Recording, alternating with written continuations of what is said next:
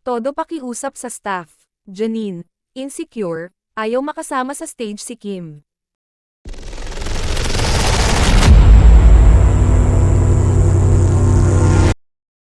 Sa nakaraang episode ng Christy Per Minute, napag-usapan ng showbiz columnist na si Tita Christy Furman at co-host na si Romel Chica ang pagtanggi ni Janine Gutierrez sa role ni Juliana sa teleseryeng Linlang na napunta kay Kim Chu. Sino nga ba ang mag-aakalang pamatok ito sa mga viewers at naging hit serye pa ito? Totoo man o hindi, masasabing mas sumikat at napag-usapan si Kim dahil sa Linlang. Mistulang nananahimik naman ang career ni Janine dahil pagkatapos ng Dirty Linen, pahinga muna ang actress.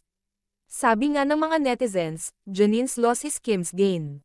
Naging pasaporte rin ito ni Kim para siya ang kuning bida sa Pinoy adaptation ng Korean series na What's Wrong with Secretary Kim.